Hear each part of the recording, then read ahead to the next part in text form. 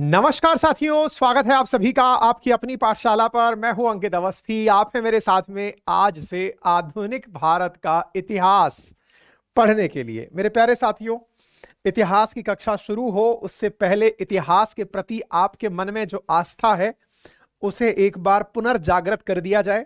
मेरे साथ में निशा, नवीन, बिट्टू, जितेंद्र, दुर्गेश, आशा, मुदित, ब्रजेश, अमन, सुबोध, इलेक्ट्रॉन, रावत, रजनीश, मिंजनी, मनीष, सैनी, शिखा, राज, शक्ति, सभी साथी जो उपस्थित हैं सभी को वेरी गुड मॉर्निंग। आइए सेशन की शुरुआत करते हैं और जानने का प्रयास करते हैं कि हम आफ्टर ऑल हिस्ट्री पढ़ क्यों रहे हैं। और आज का जो हमारा टाइटल है जिसमें हम लोग पढ़ने वाले हैं, arrival of Europeans in India, वो क्यों आए थे, क्या इसका इतिहास था, सारी बातें समझेंगे। लेकिन उससे पहले थोड़ा सा अपने प्रति आस्था जगा लेते हैं, यानी हिस्ट्री के प्रति आस्था जगा लेते हैं। जो भी साथी आज के सेशन में ताजा ताजा उपस्थित हुए हैं उन सबसे गुजारिश है कि वे सेशन के अंत तक, चाहे ये सेशन 25 मिनट का हो, चाहे 1 घंटे का हो, चाहे 1.5 घंटे का हो, अपने सवालों को बचा कर रखें। अगर बीच में आवाज चली जाए या कोई टेक्निकल ग्लिच आ जाए तो भले ही वो कमेंट बॉक्स का उपयोग करें, अदरवाइज रिदम ना टूटे इसलिए मैं अवॉइड करता हूं कि आपके कमेंट्स बीच में ना पढ़े जाएं। सेशन के अंत में और शुरुआत में ही मैं थोड़ा माहौल देख लेता हूं, है ना। तो चलिए शुरुआत करते हैं। सबसे पहले बात हो रही है इतिहास की कि हम पढ़ते क्यों हैं। क्या कभी आप किसी पंडित को हस्तरेखा दिखाने गए हैं, या फिर कभी किसी पंडित के पास कुंडली दिखाने गए हैं? और अगर आपने कुछ ऐसा किया है तो निश्चित ही आप इतिहास के विद्यार्थी हैं। आप में से कुछ लोग हो सकता है इस विषय पर तुरंत इनकार करने की, सर मैं आज तक पंडित के पास नहीं गया और मुझे तो मेरा भविष्य जानने की 1% भी जिज्ञासा नहीं है सर, इसलिए मैं तो इस चीज का मतलब बिल्कुल परे हूं। तो इसका मतलब पहला लिटमस टेस्ट कि आप हिस्ट्री के विद्यार्थी हैं अथवा नहीं, इसका पहला परीक्षण क्या है कि यदि आपने कभी अपना भविष्य जानने में रुचि दिखाई है कि आपका फ्यूचर क्या होगा, तो इसका मतलब आप हिस्ट्री के विद्यार्थी हैं। आपने बहुत बड़ा पॉइंट पकड़ लिया। फ्यूचर क्या होगा यह जानने के लिए मैं हिस्ट्री का विद्यार्थी हो गया, बिल्कुल सही। क्योंकि जब भी आप किसी पंडित जी के पास जाते हैं और उनसे आप पूछते हैं कि महाराज जरा मेरा हाथ देख के या मेरी कुंडली देख के बताओ मेरा भविष्य क्या है, तो पंडित जी कहते हैं कि देखो बेटा, भविष्य हम तुम्हें बताएंगे, लेकिन इससे पहले एक बार चेक कर लेते हैं कि हमने जो ज्योतिष देख करके जानकारी जुटाई है वो सही है तुम्हारे बारे में या नहीं है। अब ध्यान से सुनिएगा, बड़ा ही इंपॉर्टेंट पॉइंट बता रहे हैं हम।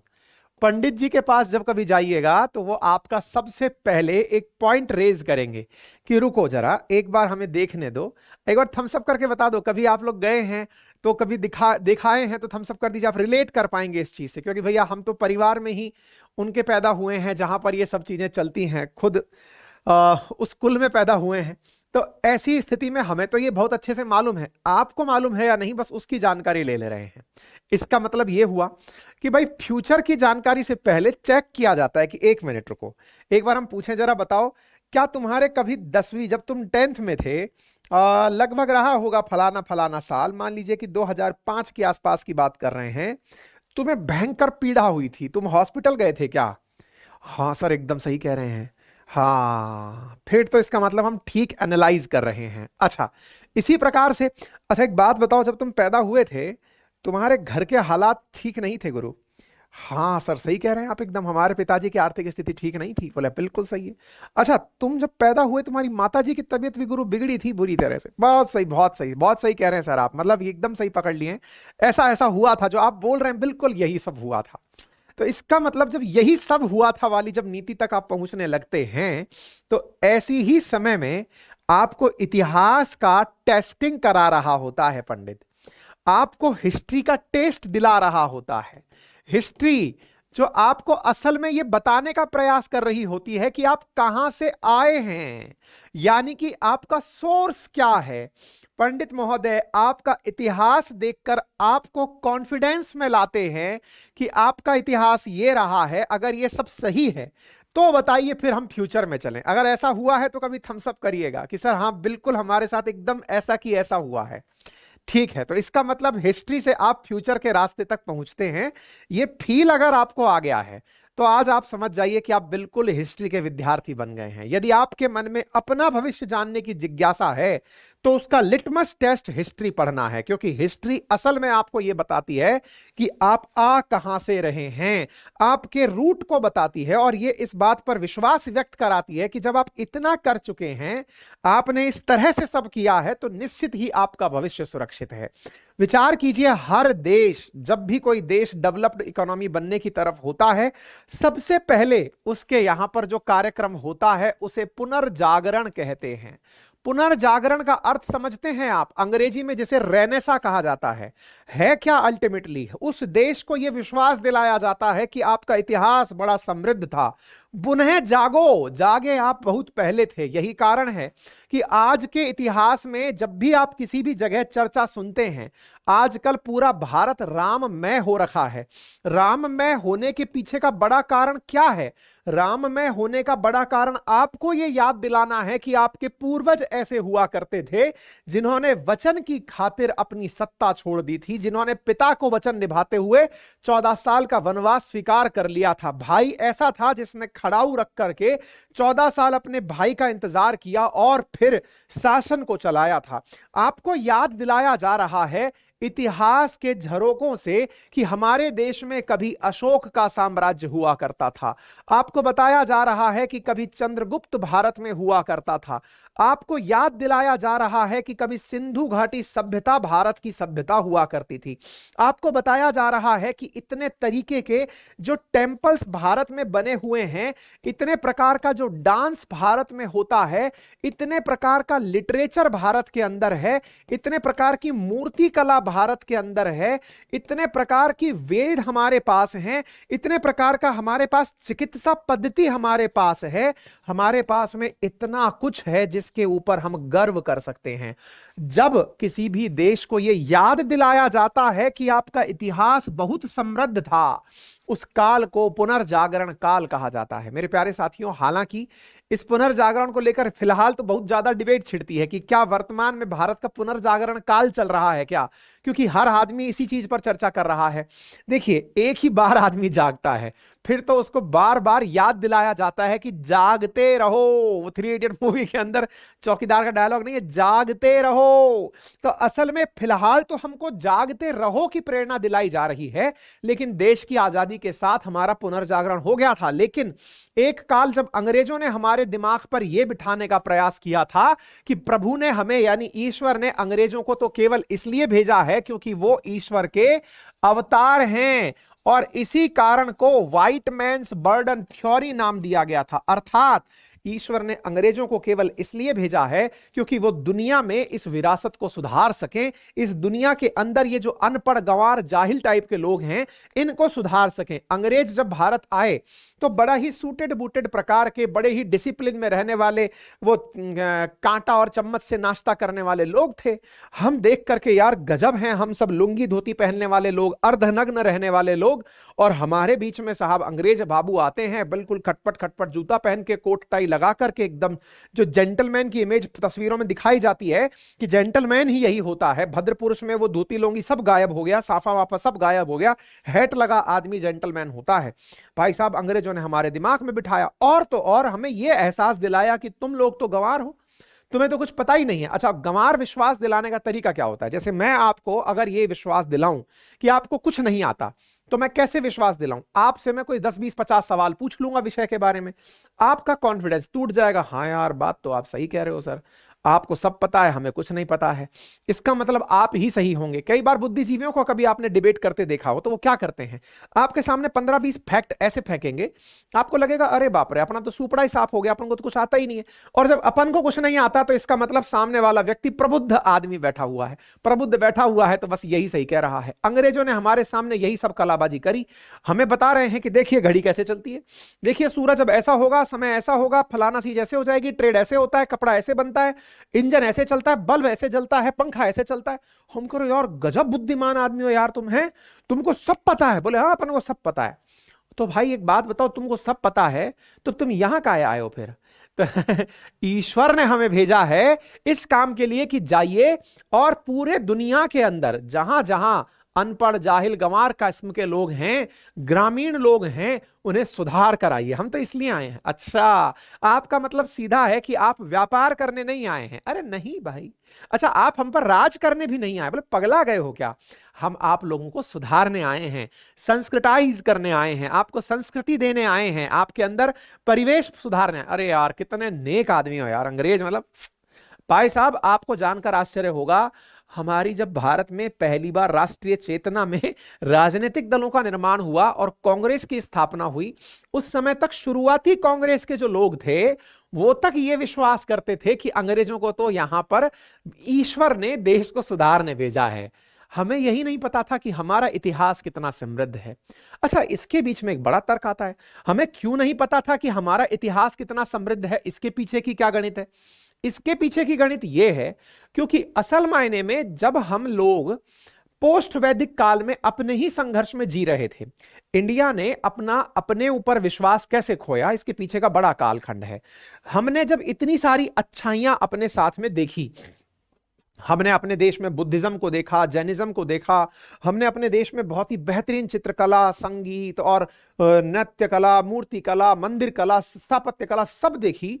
उसके बावजूद भी हम बिगड़ गए। जैसे मैं आपको रिलेट करूंगा, आज का ये सेशन भूमिका बनाने में जाएगा, आपको हिस्ट्री के प्रति उत्साहित करने में जाएगा। जैसे कभी इतिहास में, इकोनॉमी में कभी आपका इंटरेस्ट क्रिएट किया था, कभी पॉलिटी में किया था, कभी ज्योग्राफी में किया था, वैसे ही आज हिस्ट्री में इतिहास क्रिएशन में पहला लेक्चर जाएगा। आज फुल मोटिवेशन क्लास है, हिस्ट्री के प्रति आपको मोटिवेट किया जा रहा है। तो आपके दिमाग में एक प्रश्न बनेगा कि सर आज से रिलेट करके जरा बताइए। मैंने कहा बताते हैं। आज जरा बताओ, अमेरिका के पास किस चीज की कमी है? अरे सर, सर्वशक्तिमान है, उसके पास तो सब कुछ है। मैंने कहा बहुत बढ़िया, उसके पास में इस समय पैसा है, पावर है, सब कुछ है। बोले हाँ बिल्कुल सही है सर, लेकिन अमेरिका की जनरेशन को क्या हो रहा है? अमेरिका के लोगों को जीने का सब खत्म हो गया, आश्रय मतलब अपेक्षा खत्म हो गई, जीने के प्रति उनकी जो महत्वाकांक्षा है, जो लोकल नेटिव अमेरिकन हैं या यूरोपियंस हैं, और ड्रग्स ले रहे हैं, चरस गांजा फूंक रहे हैं, कोकेन खा रहे हैं, दारू पी रहे हैं, और बस जिंदगी काट रहे हैं, जीने के लिए कुछ बचा ही नहीं ना। और जो थोड़े बहुत उद्यमी प्रकार के लोग हैं वो अंतरिक्ष यात्रा में निकले हुए हैं। जो एलन मस्क वगैरह है वो कोकेन लेता हुआ पकड़ा गया, थोड़े दिन पहले न्यूज में सुना होगा आप लोगों ने कि वो ड्रग्स लिया है। क्यों? क्योंकि किक नहीं आ रही है ना, तो किक लेने के लिए कुछ भी कर रहे हैं, राह भटक गए हैं। हमने इतना उन्नत काल देखा, सोने की चिड़िया बन गए थे हम, लेकिन सोने की चिड़िया बनते ही कहते हैं ना, दुनिया में सबसे मुश्किल टास्क क्या है? ऊंचाई तक पहुंचना। गलत बात।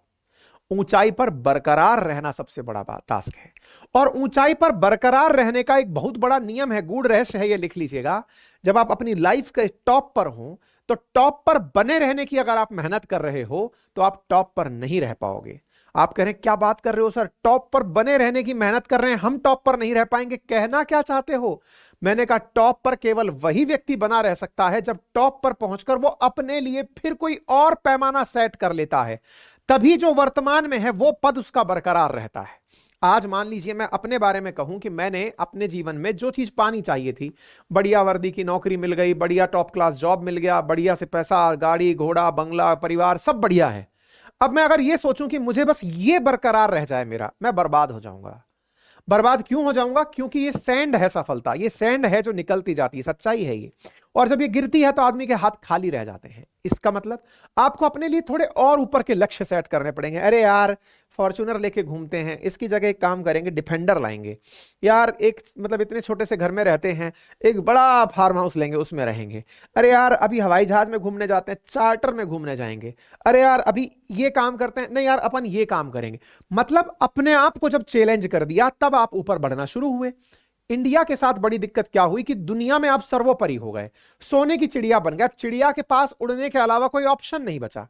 ऑप्शन नहीं बचा तो क्या हुआ? हम लोग आपस में लड़ झगड़ना शुरू कर दिए। जब पैसे वाला आदमी हो जाता है तो लड़ाइयां वर्चस्व की शुरू होती हैं। तात्कालिक रूप से अगर कंटेम्परेरी इतिहास उठाकर देखें तो अमेरिका और चीन में जो चल रहा है, इनके पास कोई कमी नहीं है, खूब समृद्ध लोग हैं। लड़ाई किस बात की चल रही है? बड़ा कौन? क्यों? पैसा तुम्हारे पास भी है, हमारे पास भी है, अपन दोनों में ज्यादा बड़ा कौन, तो चलो लड़ लेते हैं, चेक कर लेते हैं किसमें कितना है दम। ये जो कलेश मचा हुआ है दुनिया के अंदर, यही इतिहास का आधार भी बन जाता है।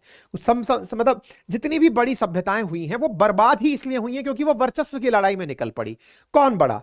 कोई भी अपने आप को बड़ा बनाने में नहीं जुटा था, दूसरे को नीचा झुका के बड़ा बनाने में जुटा था, बर्बाद हो गए। सोवियत रूस कैसे खत्म हुआ? उसको अमेरिका से चुल थी कि भाई तुमसे हम बड़े हैं, हम तुमसे बड़े हैं, आओ लड़ेंगे। अमेरिका और दोनों में लड़ मर ली, खत्म हो ली कहानी। एग्जैक्टली इंडिया के बारे में, कैसे इंडिया का स्वर्ण काल खत्म हुआ, ये अपने आप में एक रिसर्च का विषय है। क्योंकि हम लोग बहुत झगड़े आपस में, हम आपस में राजा महाराजे आपस में लड़े पड़े हैं। हम कह रहे हैं कि तुम्हारा क्षेत्र यहां तक है, हमारा क्षेत्र यहां तक है, तुम बड़े कि हम बड़े। ये खैर ये हमारा इतिहास है। अब हम एंशिएंट इंडिया और मिडाइवल इंडिया, एंशिएंट इंडिया वाला जो कालखंड है, इसमें आर्ट एंड कल्चर जो इंपॉर्टेंट पार्ट है ये मैं पढ़ाऊंगा।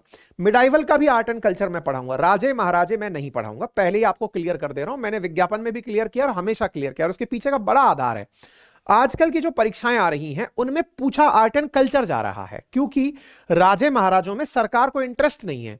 सरकार को इंटरेस्ट इसलिए नहीं है क्योंकि अब लोगों को यह याद दिलाना है कि हमारा विरासत कितना समृद्ध था, हमारी संस्कृति कितनी समृद्ध थी। लोगों को राजाओं के नाम याद नहीं कराने हैं। अगर आप नोटिस करें हाल ही के दिनों में आई हुई परीक्षाओं में पूछे गए प्रश्नों को, तो आप देखेंगे कि वहां पर मंदिर निर्माण, क्या कहते हैं इसको, चित्रकला, संगीत, इनके कालखंड में जो राजा हैं उन्हें भले ही पूछ लिया। संस्कृति के रेफरेंस में राजे महाराजे जरूर पूछ लिए गए हों, लेकिन केवल इसका बेटा कौन था, किसने कौन सा युद्ध लड़ा, नहीं पूछना। मतलब ही नहीं है, क्योंकि इससे बच्चों को कुछ नया सीखने को नहीं मिल रहा है। जो बर्डन है ना, हम वो उतारने लग रहे हैं। अब मैं, क्योंकि इतिहास पर बोलने के लिए घंटों बोला जा सकता है, इसलिए फिर थोड़ा और मैं एक कदम स्किप करता हूं। स्वर्ण काल से हम लोग कहां पर पहुंचे? स्वर्ण काल क्यों खत्म हुआ? कभी जब मैं मिडाइवल एंशिएंट शुरू करूंगा उस समय पर स्वर्ण काल क्यों खत्म हुआ इसका जवाब दूंगा। फिलहाल के लिए मिडाइवल कालखंड में आते हैं। हमारे ऊपर आक्रमण हुए। हमारे ऊपर आक्रमण क्यों हुए, इसकी बड़ी कहानी है साहब। क्यों? क्योंकि हम सोने की चिड़िया थे। सोने की चिड़िया कैसे बने, इसकी भी अपनी एक कहानी है। क्या कहानी है? देखिए, इंडिया जैसे आज है ना सर्विस सेक्टर में सर्वोपरि, ऐसे ही पहले भी सर्विस सेक्टर में बहुत अच्छा था। हमारे लोगों को माल बेचना बहुत अच्छे से आता है, बड़े अच्छे व्यापारी होते हैं अपन लोग। दुनिया में दुनिया को माल बेचने वाले हम बहुत अच्छे लोग होते हैं, ठीक है साहब। तो ऐसी स्थिति में उस कालखंड में, अब मैं थोड़ा सा आपको तुरंत भगाकर आगे ले चल रहा हूं ताकि फिर मैं आपको लौटाकर वापस लेकर आऊं। जरा इस बार एक मैप को देखिए। देखिए, जैसे भारत में बड़ा ही कल्चरल साउंड है हम लोग, हमारे पास सांस्कृतिक विरासत तो है ही है, और हमारे पास समृद्धि भी है, प्राकृतिक समृद्धि भी है हमारे पास, क्योंकि प्राकृतिक संसाधन बढ़िया से हैं हमारे पास। अगर आप भारत को देखें तो भारत जैसा ही हरा भरा आपको चाइना दिखाई देता है। आप इन दोनों क्षेत्रों को मैच करिएगा तो आप एक चीज पाएंगे कि आपको जो ये रंग है ना मैप का, ये अपने आप में बताने के लिए पर्याप्त है कि भारत में जिस तरह से हरियाली दिखाई पड़ती है, ऐसी ही हरियाली चाइना में और ज्यादा दूर तक दिखाई पड़ती है। मतलब चाइना तो ज्यादा वो है, ग्रीन एरिया है। आप अगर देखें तो आपको समझ में आएगा। यानी एक प्रकार से यह कहा जाए, चाइना के अंदर जहां पर खेती की जा सकती है वो क्षेत्र बड़ा है, भारत के तुलना में यहां पर ज्यादा बड़ा क्षेत्र है। और वहीं ये ज्योग्राफिकल मैप है, इसे ध्यान से समझना। ये वाला जो आपको सूखा सूखा क्षेत्र दिख रहा है, ये देखिए, ये जो सूखा सूखा क्षेत्र दिख रहा है, ये सब डेजर्ट का एरिया है। और ये होता क्यों है, इसके पीछे मैंने प्रॉपर ज्योग्राफी पढ़ा रखी है। जो भी नए बच्चे एंट्री किए हैं उन सबको पुरानी ज्योग्राफी की क्लासेस मिल जाएंगी, न चिंता मत करिएगा, मैं टीम को बोल दूंगा, वो क्लासेस डाल दी जाएंगी। तो भाई साहब, और फिर नया इसके तुरंत बाद फिर से ज्योग्राफी शुरू होगा, तब भी मिल जाएगा, है ना। तो अपना तो लूप में चलता है ये सारा काम, दोबारा ये जैसे खत्म हुआ फिर से नया आ जाए। तो अब आप देखिए, यहां से यहां तक जो आपको ये सूखा दिखाई दे रहा है, आप विचार कीजिए, आप लोग तो हैं अमीर लोग, क्योंकि जहां खेती होती है वहां पैदावार अच्छी है, तो वहां लोगों को पेट भर रहा है, बढ़िया पानी आ रहा है, बढ़िया खेती हो रही है, हमें कोई जरूरत नहीं है। लेकिन इन लोगों को देखो, गरीबों को, गरीबों में जैसे आप इस तरफ की तरफ देखिए, यहां पर कंबोडिया दिखाई दे जाएगा आपको, है ना। इधर की तरफ इंडिया से ऊपर की तरफ ये सेंट्रल एशियन कंट्रीज आ गई। इधर की तरफ देखिए, ये ईरान वगैरह आ गया, पाकिस्तान, अफगानिस्तान, इस प्रकार के सेंट्रल एशियन कंट्रीज आ गए। ये वही वाला सीरिया, इराक, अरब, तुर्क, ये जो देश हैं ये सब इसमें आ गए, यमन, कतर वगैरह सब इसके अंदर देश आ गए। ये अफ्रीका वाला देश क्षेत्र वाला है ही। अगर आज के परिप्रेक्ष्य में आप चीजों को रिलेट करें तो आप क्या पाएंगे, जहां जहां सूखा है वहीं से ही तो हमारे ऊपर आक्रमण हुए हैं।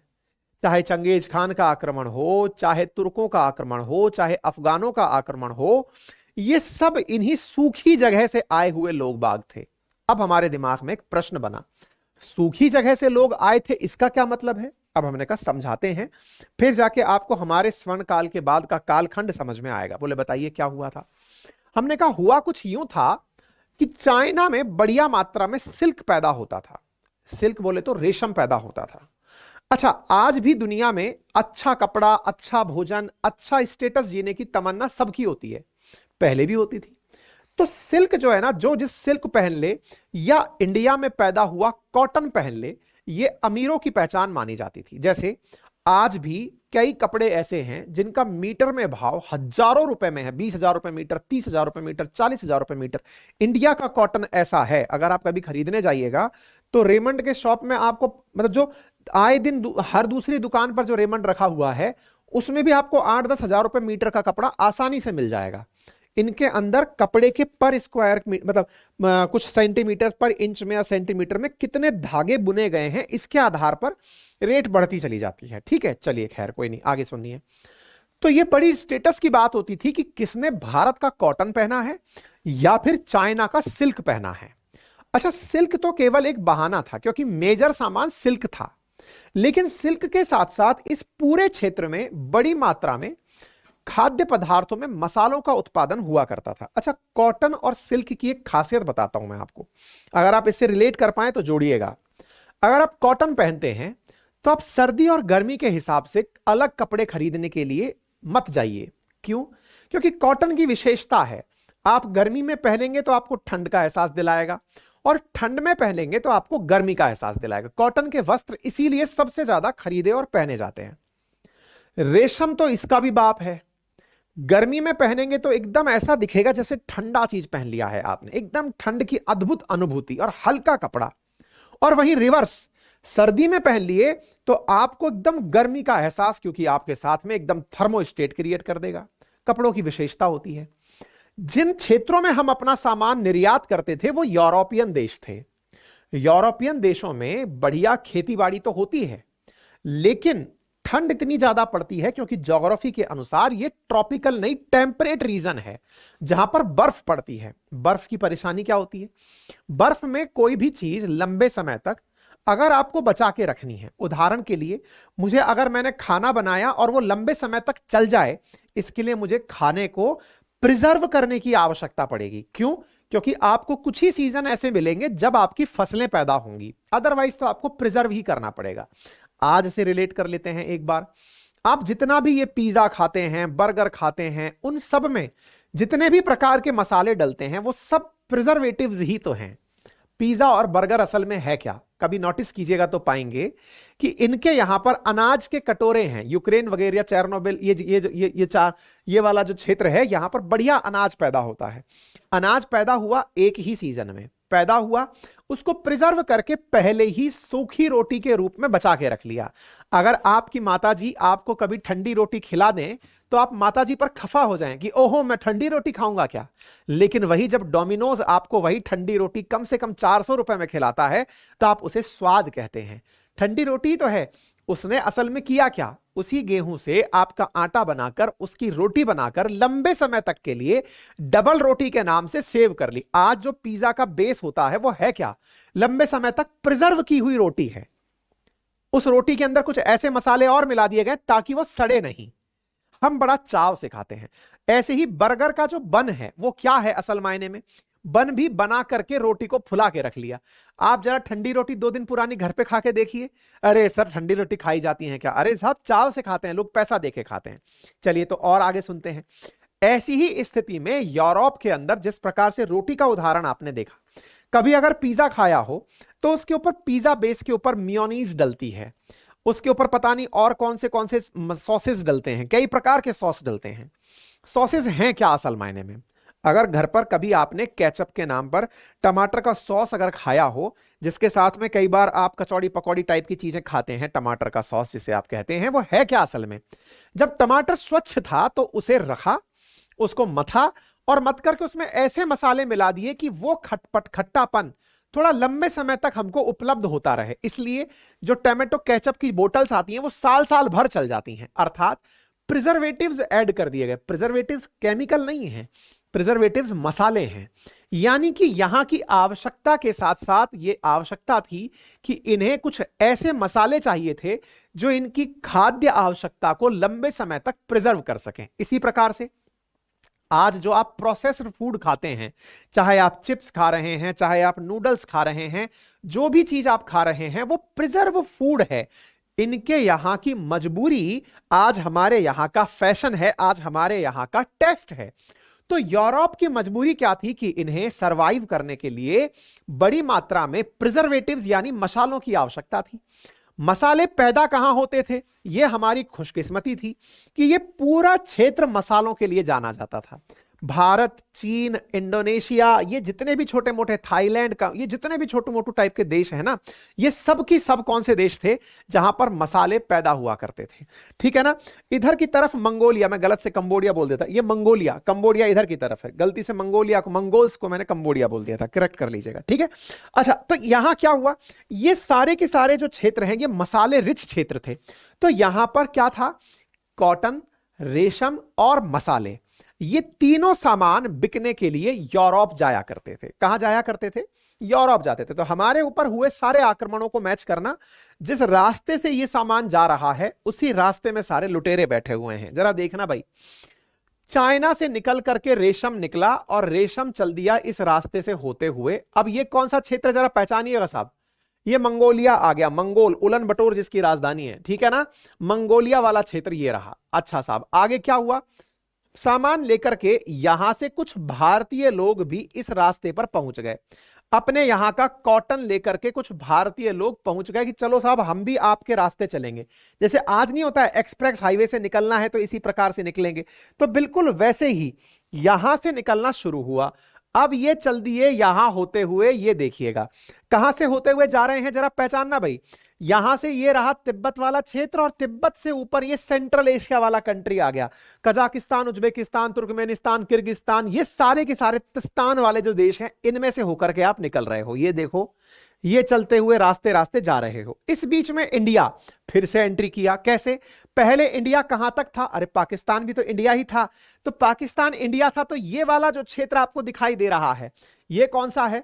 ये वही वाला क्षेत्र है जहां पर सिंधु घाटी सभ्यता है। यानी ये वो वाला क्षेत्र है जहां पर बढ़िया मात्रा में अनाज पैदा होता है, गेहूं पैदा होता है। विचार कीजिएगा, यहां पर गेहूं पैदा हो रहा है, चावल पैदा हो रहा है, बढ़िया फर्टाइल लैंड है। हमने यहां से कपड़ा इस रोड पर पहुंचाया, यहां से हमने खाद्य पदार्थ इस रोड पर पहुंचा दिए। ये रोड असल में था क्या? जैसे कभी बद्रीनाथ, केदारनाथ या वैष्णो देवी के रास्ते पर गए हो तो खच्चरों के चलने के जो रास्ते नहीं होते हैं, ये कुछ वैसे रास्ते हैं, थोड़े चौड़े चौड़े रास्ते हैं, बीच में कोई व्यवधान नहीं है, सूखा बंजर रास्ता है, चले जा रहे हैं। चलिए साहब, चलते जा रहे हैं, चलते जा रहे हैं, और ये देखते जाइए। अब ये कौन सा क्षेत्र आ गया? अफगानिस्तान वाला क्षेत्र आ गया। नीचे ये कौन सा एरिया आ गया? पर्शिया। पर्शिया जिसे आज आप ईरान के नाम से जानते हैं, ये रहा ईरान। ईरान वाले क्षेत्र के उत्तर से होते हुए इधर आपको दिखाई दे रहा है कैस्पियन सी, इसके दक्षिण से होते हुए आप ईरान से होते हुए निकल रहे हैं। कहां एंट्री कर रहे हैं? सीरिया वाले क्षेत्र में से होते हुए एंट्री कर रहे हैं। करते जा रहे हैं, करते जा रहे हैं, और फिर देखिए यहां पहुंच गए। इस क्षेत्र को नाम दिया गया, यहां पर ये जो क्षेत्र आपको दिख रहा है ये था पूरा की पूरा तुर्की। आप कहां पहुंच गए? तुर्की पहुंच गए, तुर्क के पास पहुंच गए, तुर्की पहुंचे। और फिर यहां से आपके सामने दो ऑप्शन आए। क्या ऑप्शन आए? या तो सीमा से होते हुए, बॉर्डर से होते हुए अंदर एंट्री की जाए, या फिर यहां पर एक क्षेत्र था ये वाला जिसको मैंने कई बार बोला है, कुस्तुनतुनिया, कॉन्स्टेनोपोलिस कहा जाता है जिस क्षेत्र को, यहां से होते हुए लैंड रूट के माध्यम से यूरोप में एंट्री कर गए। यूरोप में जो सबसे पैसे वाला देश हुआ करता था उन जमानों में, ये जूते के जैसे शेप का, ये जो दिख रहा है आपको सैंडल जैसे आकार का देश, इसका नाम है इटली। ये इटली सबसे समृद्ध देश हुआ करता था, सबसे पैसे वाला देश हुआ करता था, क्योंकि यहां पर पुनर्जागरण बहुत पहले हो लिया था। निर्माण की वस्तुएं यहां पर, इसलिए आज भी जब भी कोई भी सौंदर्य चीज की बात होती है, सौंदर्य प्रसाधन की बात होती है, नाम इटालियन वस्तुओं का ही आता है। अगर मार्बल भी है तो इटालियन, और जितने भी फेमस ब्रांड्स है ना आज सुंदरता के नाम पर जो काम में लिए जाते हैं वो इटालियन है। जितनी भी सुंदर डेस्टिनेशंस हैं, जितनी भी सुंदर कला है, जितनी भी प्रकार का नृत्य संगीत जो भी है दुनिया में, वो बेस्ट किस्म का इटालिया में माना जाता है, जहां की भाषा लैटिन हुआ करती थी। और यही कारण है कि आज भी कई वर्ड दुनिया में लैटिन भाषा में ही बोले जाते हैं। ये था इटली। कुल मिलाकर सबको इटली तक पहुंचना होता था। तो पहले तो आप ये बताओ थम्सअप करके, क्या आपको ये ट्रेड रूट के बारे में थोड़ी सी पिक्चर बनना शुरू हुआ? एक बार थम्सअप करिए अगर आपको ये बात समझ में आ रही है। हल्का सा थम्सअप कर दीजिए। मैं नॉन स्टॉप एक ही लाइन में बोलता चला जा रहा हूं।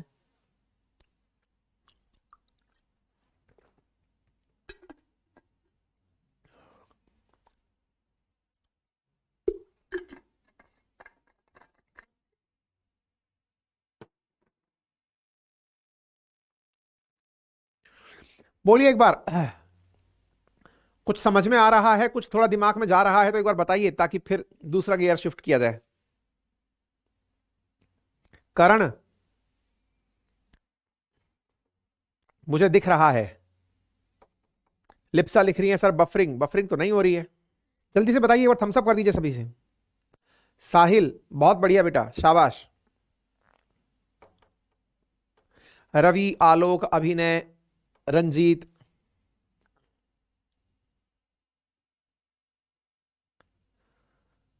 अब शिवम, अतुल,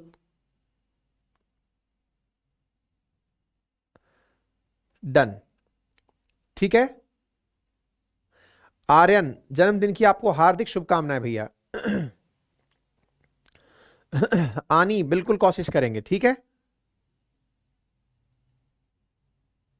चलिए। तो उम्मीद है कि आपको ये वाली बात समझ में आ गई अच्छे से। अच्छा, अब और ये जितना भी जानकारी मैं यहां दे रहा हूं ना, ये अपने नोट्सों में है भाई। मैं पहले ही बता दूं कि मैं जो भी पढ़ाऊंगा वो अपना जो हैंड रिटन नोट्स उपलब्ध है उसके अंदर ये सारा कंटेंट है। तो आप लोग आज ही जाकर के वो जो अपने बुक मंगाई हुई है उसमें जाकर पढ़ लीजिएगा, और जिन्होंने नहीं मंगाई है आज ही ऑर्डर कर दीजिएगा। आप लोग अपने ऊपर जिस प्रकार से 1999 का इन्वेस्टमेंट किए हैं ना, ऐसा ही एक 1999 का इन्वेस्टमेंट कर लीजिए। जीवन में आप उससे ज्यादा की चाय पी जाएंगे, ये मुझसे यकीन मानकर चलिएगा। लेकिन खुद के ऊपर, किताब पर, खुद के ऊपर, पढ़ने के ऊपर अगर आप 2000 रुपया नहीं खर्च कर पा रहे हैं तो आप चिंता करिए कि आपको अपने साथ क्या देखना है फ्यूचर। ये विचार कीजिए। इतना नॉमिनल कीमत पर बेहतरीन कंटेंट हमने उपलब्ध कराया है, एक बार जाकर पढ़िएगा। बहुत मॉडर्न मॉडर्न इतिहास पूरा वहीं से पढ़ा रहा हूं, अपने नोट्स में सारा की सारा। ठीक है ना, वहां जो हैंड रिटन नोट्स है ना, आप यहीं से ऑर्डर भी कर सकते हैं उनको। ठीक है बेटा, एप्लीकेशन पे से ही ऑर्डर हो जाएगा। आज ही ऑर्डर प्लेस कर दीजिए। पढ़ना है आप लोग अपने ऊपर जिद मार करके कि मैं चाहे कुछ करूं ना करूं, जीवन में खुद के ऊपर ये खर्चा जरूर करूंगा, उस तरह के खर्चे में करिए उसको, बाकी मर्जी आपकी। हैंड रिटन मटेरियल था अपना वो। ठीक है, चलिए अब आगे बढ़ते हैं। अब क्या होता है साहब, ये तो हमको सारी बातें समझ में आ गई। अब सारा खेला यहीं से शुरू होता है। कैसे शुरू होता है? मैंने आपसे क्या कहा, हमारी सबसे बड़ी दिक्कत क्या है? हमारे पड़ोस वाले तरक्की कर जाएं। पड़ोस वाले तरक्की कर गए तो साहब नाम आता है इटली का, कि इटली तरक्की कर गया। अब इटली जब तरक्की कर गया, एक सेकंड मैप को थोड़ा सरकाना पड़ेगा हमें लग रहा है। एक मिनट रुकिए।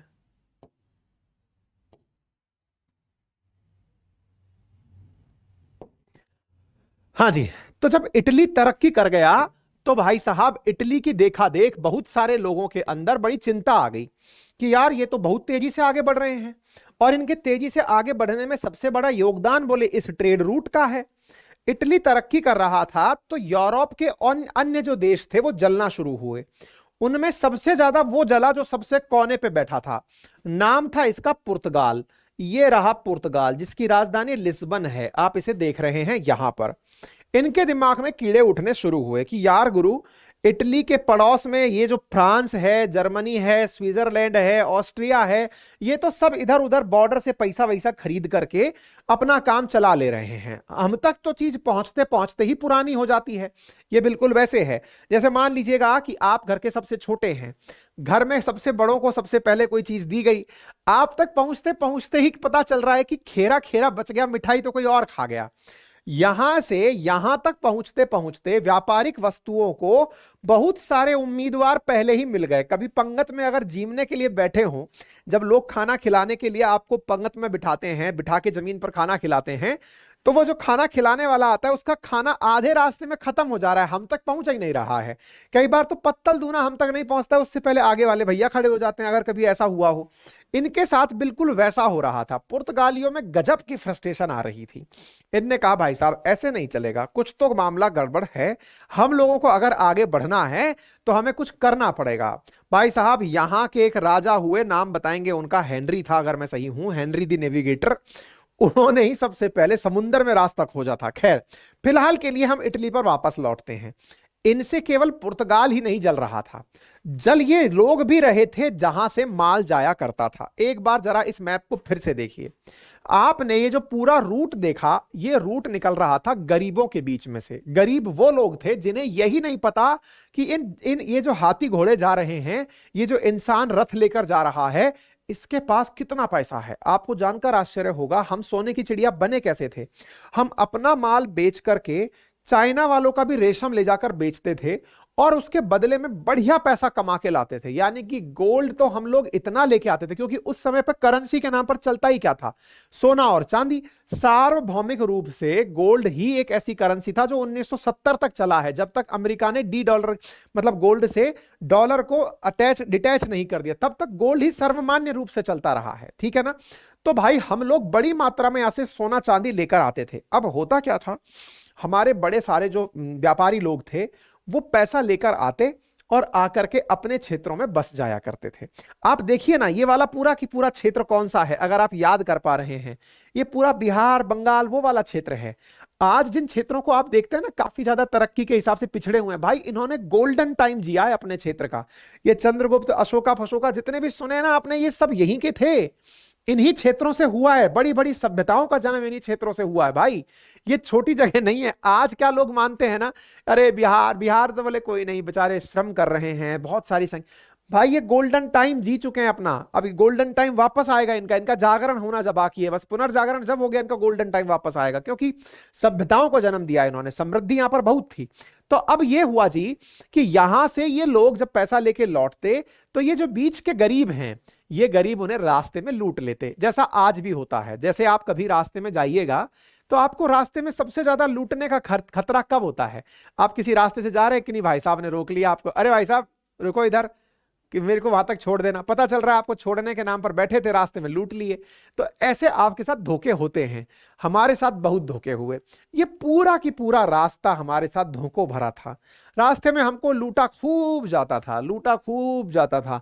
कभी तुर्क लूटते थे, कभी ईरानियन लूटते थे, कभी यहां पर बैठे हुए अफगानी लोग लूटते थे, कभी यहां से आए हुए मंगोल हमको लूटते थे। लूटते लूटते लूटते फिर भी हम क्या करते थे कि कोई नहीं जी, ये जो सिंधु नदी है इसे पार कर गए अगर हम, तो सिंधु नदी पार करके बेटा तुमसे नदी पार नहीं हो पाएगी, और नदी पार नहीं हो पाएगी, हम अपने क्षेत्र में सुरक्षित पहुंच जाएंगे। तो इंडिया में जितना भी पैसा आया वो व्यापारिक पैसा था। बड़ी मात्रा में मसाले बेचते, बढ़िया पैसा लेकर इंडिया आते। लोगों की नजर में यह हो गया कि यार ये तो सोने की चिड़िया है, क्योंकि इतना ज्यादा पैसा ये लोग हमसे कमा कर ले जाते हैं, इस रास्ते से होकर पैसा लेके निकलते हैं। कोई बात नहीं। अच्छा, जब भी संघर्ष हुआ है दुनिया में तो वो वर्ग संघर्ष हुआ है, धन के कारण संघर्ष हुआ है। भारत की अमीरी और दूसरी तरफ यूरोप की अमीरी इन गरीबों से देखी नहीं गई। इसी बीच में इस क्षेत्र के अंदर इस्लाम का प्रादुर्भाव हुआ। इस्लाम बहुत ज्यादा पुराना धर्म नहीं है, इस्लाम मध्यकालीन युग का धर्म है। इस्लाम जब चलना शुरू हुआ, जिस समय इस्लाम ने जोर पकड़ना शुरू किया, तो इस्लाम की मान्यताओं के साथ साथ कुछ लोगों ने एक यूनिटी बनाई कि भाई हम सब लोग एक हो जाएंगे और हम एक जैसी मान्यताओं के साथ अपने आप को आगे बढ़ाएंगे। इसी बीच में यहां पर जितने भी कबीले रहा करते थे, अफगानिस्तान की तस्वीरें अगर आज भी देखेंगे तो खेत खलियान कुछ नहीं दिखाई देगा आपको, वीरान जगह पड़ी हुई है, मेनलैंड खाली पड़ा हुआ है, कोई पैदावार ही नहीं है, बैरन लैंड पड़ा हुआ है। फिर इन्होंने टारगेट किया कि इनको लूटने के लिए इधर ही चलना पड़ेगा। इसी कारण से मध्यकालीन युग में भारत पर बहुत सारे आक्रमण हुए। तो बहुत सारे आक्रमण में सबसे बड़ा कारण क्या था? हमारी अमीरी। अमीरी क्यों थी?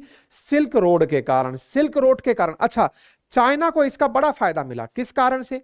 क्योंकि अल्टीमेटली चाइना तक पहुंचने के लिए आपको हिमालय और हिमालय के साथ साथ तिब्बत का पठार क्रॉस करना पड़ता था, और ऊपर से यहां की मंगोल की ठंड, ये तो बोले यार बहुत बड़ी मुश्किल स्थिति हो जाएगी, तो इसको तो पहुंच नहीं पाते थे।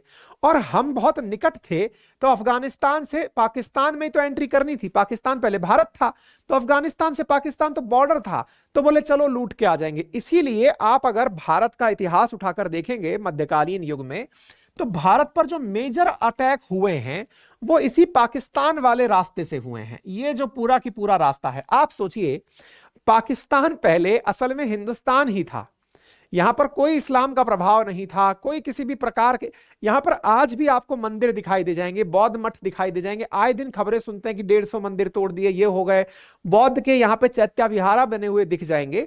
हुआ क्या, यहां से जब आक्रमण करने लोग आते थे, तो इस क्षेत्र को देखकर, जैसे आज मान लीजिए आप में से कोई व्यक्ति विदेश कमाने जाए, लेकिन विदेश की सुख शांति देख करके मन कर जाए कि यही रहना है, तो वहीं बस जाए। तो वैसे ही यहां पर क्या होते थे, कई आक्रांता आते थे, जीत करके यहीं बस जाते थे।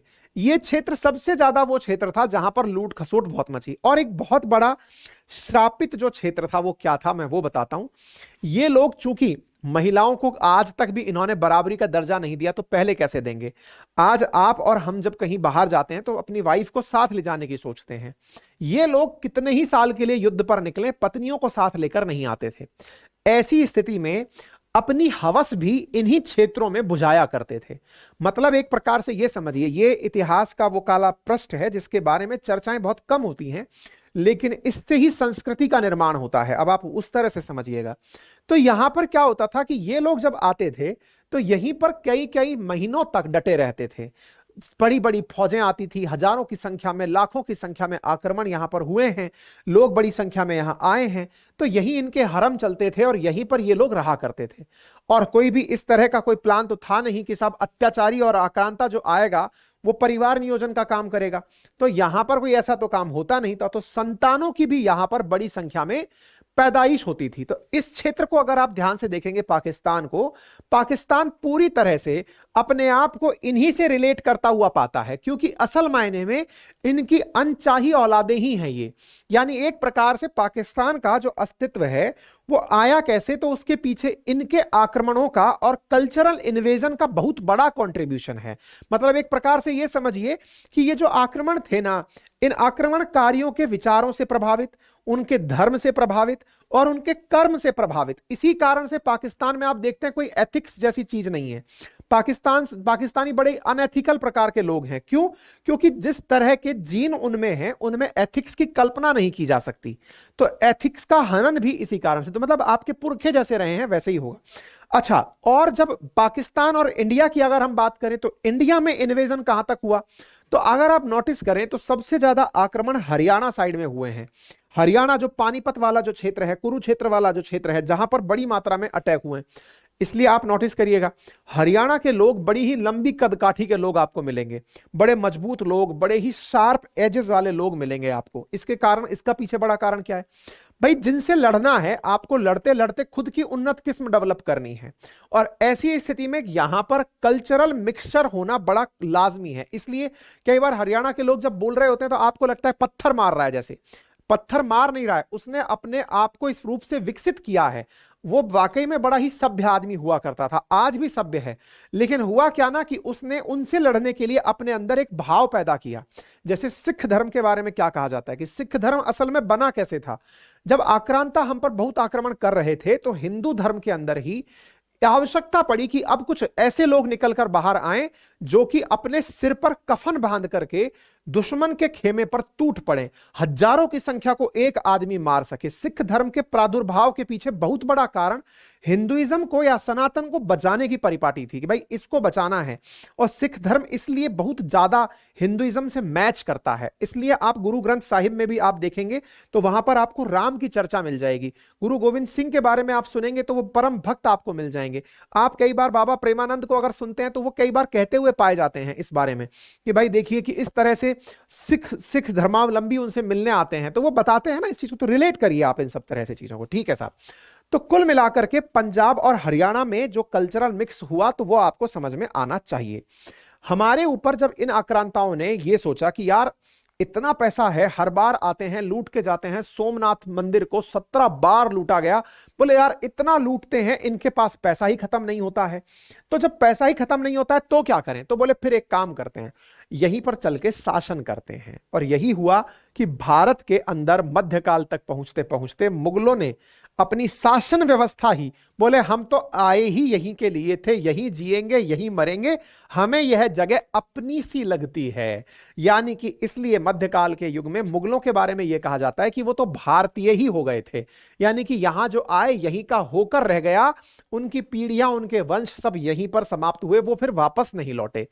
इसलिए आक्रमणों से यहां तक का जो कालखंड है, ये उम्मीद है आपको अच्छे से समझ में आया होगा। तो अगर हम इसको पूरी तरह समराइज करें अब पूरी कहानी को, तो आप किस सार पर पहुंचते हैं जरा ध्यान से देखिए।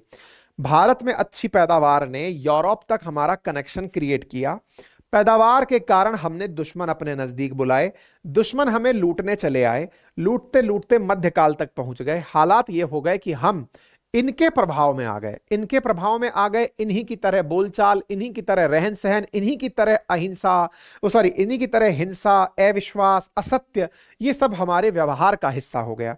हमें यह लगने लगा, देखिए जैसा राजा यत्र राजा तत्र प्रजा। आज देश में अगर प्रधानमंत्री नरेंद्र मोदी का शासन चल रहा है और वो भक्ति को बहुत बढ़ावा दे रहे हैं, चाहे कैसे भी दे रहे हो या ना दे रहे हो, अगर उनके काल में राम मंदिर बन रहा है तो लोगों में नीचे तक जहां तहां देख रहे हो लोग गाना गा रहे हैं, राम आएंगे राम आएंगे। पहले एक समय था, आप अगर नोटिस करिएगा, लोगों की कॉलर ट्यून्स में आपको सुनने में मिलता था तो फिल्मी गाने मिलते थे। आजकल आप सुनिएगा तो भक्ति में गाने आपको मिलते हैं, आपको संगीत सुनने को मिलता है भजन के रूप में, आपको मतलब इस तरह की कॉलर ट्यून्स लगी हुई है। जो परिवर्तन है ना वो ऊपर से चला आता है, इसी को परकोलेशन ऑफ मतलब पावर कह लीजिए, या जो भी आपको रूप में समझ में आए।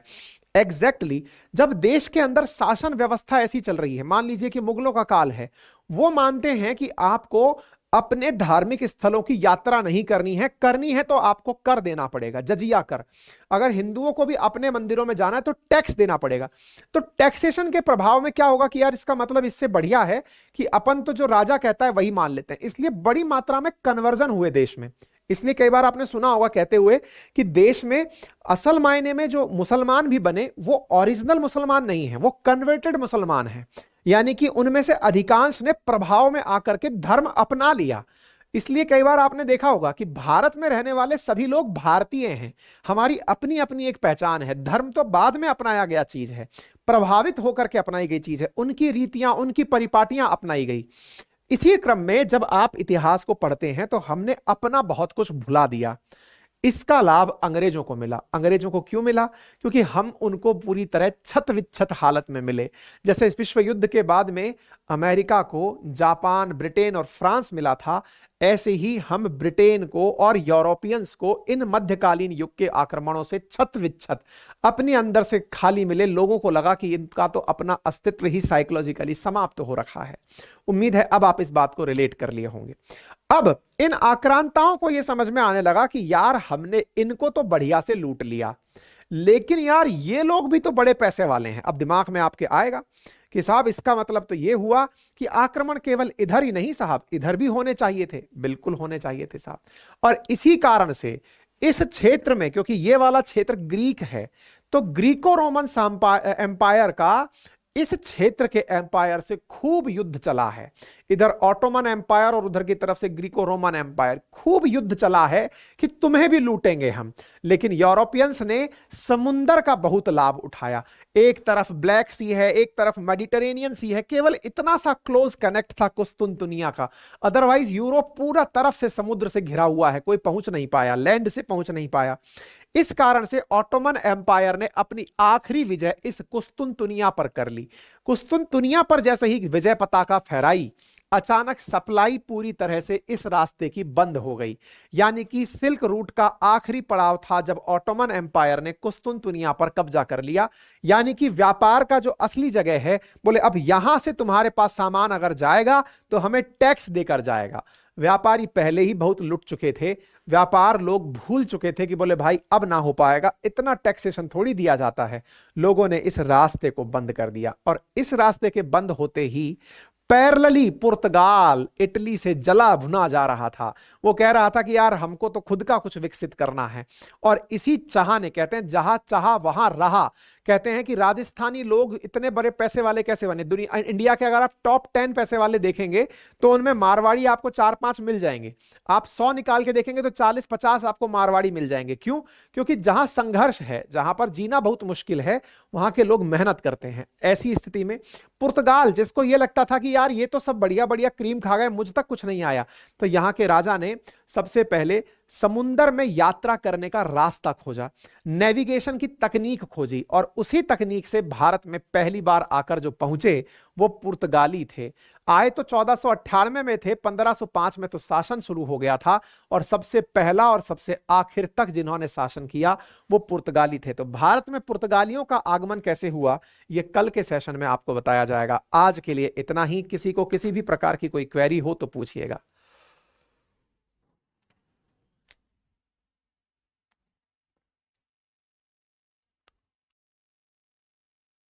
आनंद, बिल्कुल। वास्को डिगामा ने भारत की खोज नहीं की थी, भारत तो पहले से ही था। वास्को डिगामा ने अंग्रेजों के लिए भारत की खोज की थी, पुर्तगालियों के लिए भारत की खोज की थी। Sandeep Kumar Pandey, thank you. Deep Trivedi, love you. Sandeep Kumar, love you भाई, बहुत सारा लव यू मिल रहा है आज। नेहा, बिल्कुल बढ़ा देंगे भैया। प्रकाश, मैं चेक कराता हूं भाई।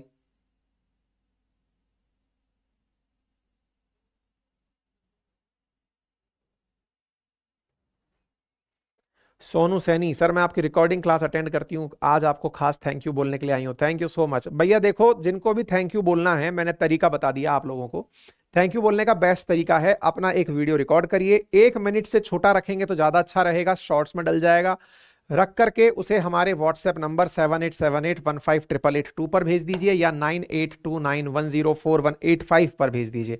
आपको हमारा कोर्स पसंद आता है या हमारे नोट्स पसंद आते हैं, आप ही असल में हमारे विज्ञापन हैं। अगर आप हमें हमारी अपना फीडबैक हमारे पास भेजेंगे तो हमारे लिए बहुत फायदेमंद रहेगा।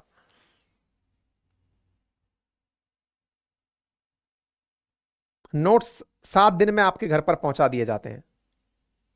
लव यू चंदन भाई, आज बहुत सारा लव यू मिल रहा है। Thank you, thank you.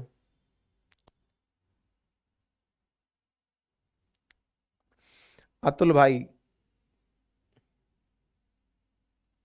Atul दिख जाएगा, ध्यान से देखो उसमें, नहीं तो कॉल सेंटर पे कॉल कर लो, है ना। Amit, thank you so much. Thank you, thank you, thank you.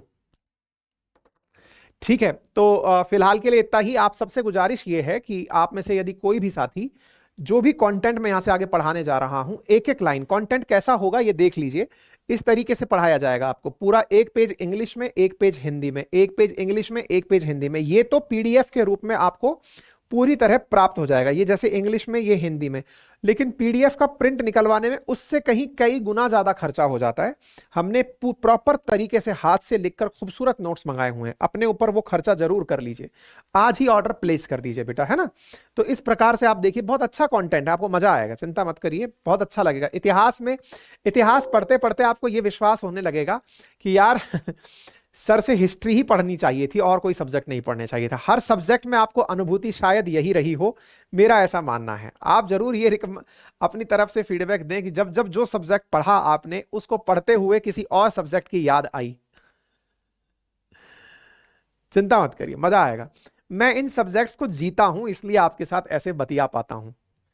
तो चलिए फिर मिलते हैं कल फिर से इसी प्रकार के एक और सत्र में। Thank you so much.